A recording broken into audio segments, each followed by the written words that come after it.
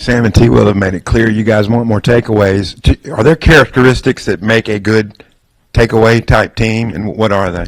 I just think it's what you emphasize as a coach. You know, you're going to get what you emphasize. And in terms of the back end, when we pursue the ball, we pursue it to go get the ball, not to necessarily to always make a tackle.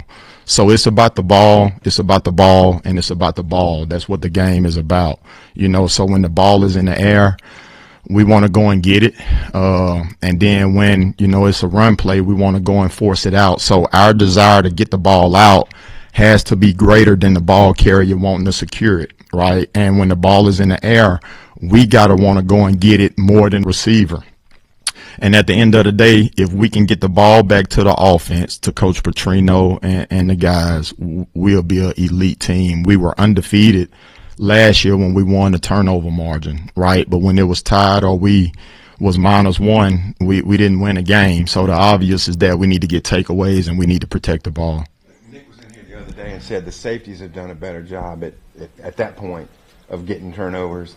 Who I know you guys track it all. Who's doing the best job at getting turnovers? It's a collection of them all. You know, it's again, like, I believe in having a no-name type of secondary right now. It's about we and us. If Larry Worth get one, Miguel Mitchell got one, right? Like, so it's about the unit. It's not necessarily corners, safeties. It's the Hogs defense, right? So regardless of who get it, we got it, and the offense got the ball now. When you look at the secondary, it's just big, a lot of big guys. What kind of led to that kind of shaping the room with a lot of size this year? Well, you know, you'd rather 6'2" than 5'8", right? Like, this is a grown man sport. This is a league that you got to have length, and this is a big man sport, right? It's a physical game. And we were able to go out and find guys that fit who we are, that has length to go with it. And, you know, we are bigger. And as a coach, it feels a little better getting off the bus and taking the field when you look the way that we look than the alternative, right? The other way around. So I'm excited, man. It's still about production. You know, like, I don't want to look big and not play big, you know. So for us, it's just about getting them coached up, man, and playing as big as they look. And right now we're headed in the right direction. Is this the biggest secondary you've ever been part of? It is. It is, man. I've been fortunate to be around some big ones, but when it comes to top to bottom, this is the biggest one that I've been around.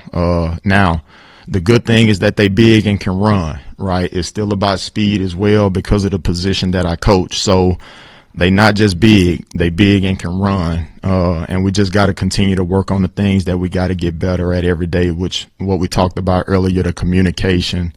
You know, it's going to be three things, man, for us that we want to create as a routine. That's being disciplined, being consistent, and just having elite communication. And that's what develops trust.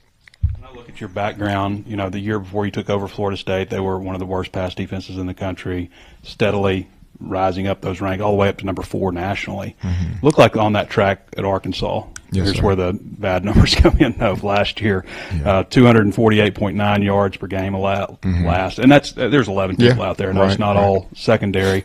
More plays of 40, 50, 60 yards given up. What about that? I mean, that had to stick in your craw, obviously. What about that has changed, in your opinion, to make those numbers a lot better this year? Obviously, a lot of new players. Yeah, well, my first year here, which was 2023, you know, we got off to a really good start in terms of, you know, the pass game defense, and we were more of a deny ball team, which is man-to-man, right? And we did a good job with that. Last year, some trust in certain areas was lost, and we went to more of a zone and less man. And now we're getting back to who we were, which is a man-to-man team, deny the ball and using zone more as a changeup. And Coach T. Will is an aggressive play caller, which is who we are, right? And so with that, I like the personnel that we have. I like the trust factor that we have with the players and the coaches. So for us, it's just about getting back to the details and challenging guys early in the down and late in the down. And again, making sure we do our part to buy the defensive line some time to get to the quarterback. And you mentioned being the biggest, but like obviously things have changed the last few years, but is it also the most veteran group? I mean, there's a lot of seniors in that secondary. Yeah, it is, man. It's a lot of experience. Guys coming from other places have played a lot of ball as well. So I would say, yes, it is the most experienced secondary as well.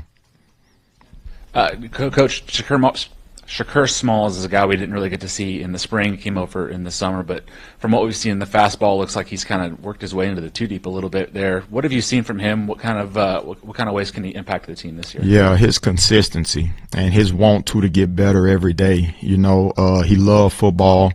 I'm so excited that we were able to get Shakur he came from Maine. He's been a great addition to the room. Head is spinning a little bit because he just got here in June, and so he's still learning the playbook. But when he knows and he can get his cleats in the ground and play football, he go out and make plays. So the main thing for me as a coach is getting him caught up with the scheme of things, so he can go out and play fast to the utmost ability that he has. Yeah, just to follow up on what you said earlier, I mean, when you're with the secondary, do you also equally emphasize that a dropped interception is dropped by everybody? Absolutely, no doubt. Yeah, that's been a disappointing thing. We've gotten our hands on numerous balls throughout the last few practices, and some we came away with, some we didn't. And based on my experience, when you drop one and you missed an opportunity, there to follow, it don't be good.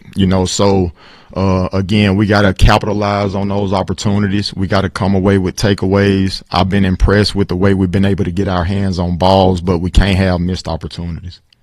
I want to ask you a little bit more on JJ because, I mean, Larry's kind of a unicorn moving all over, but usually at safety he's moving down to linebacker. And I think he was recruited as a linebacker, at least that's what he was listed at, and then you guys are working him at nickel and now at boundary safety.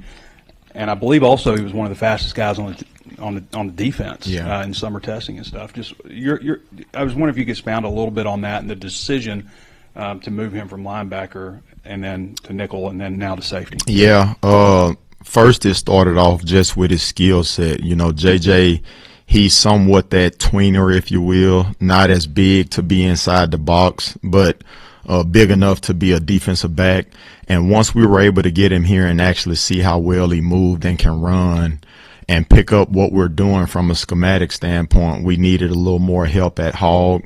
So we moved him outside, and that was a really good fit for him. And now he's at boundary safety. It fits the room and the personnel better by putting him at boundary safety. And he's going to be able to help this football team, but he has a unique skill set to where, similar to Larry, he can do a lot of things, so we think we found his home at boundary safety, but again, you will see him play some hog at times as well.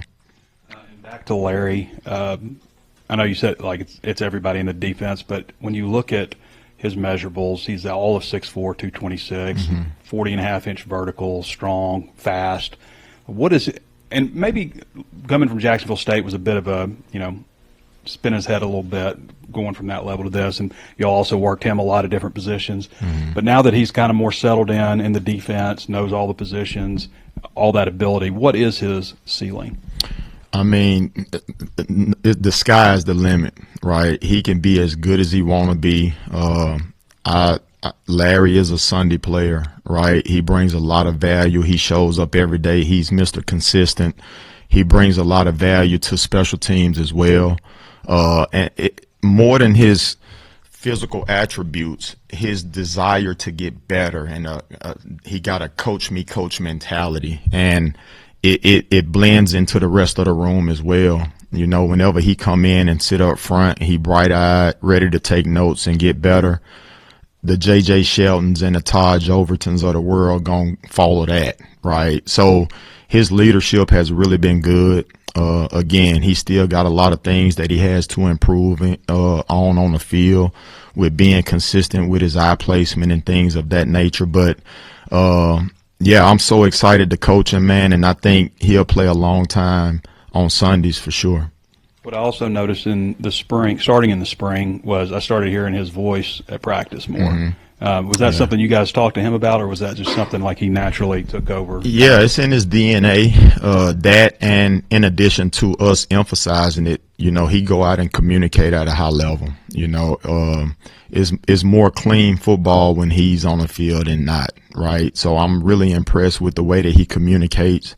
Volume reflects confidence, and you hear him when he's on the field, right? So it's been really good, but again, he know what he's doing. And when you know what you're doing, you can communicate with confidence, and that's why you hear him with his volume on the field.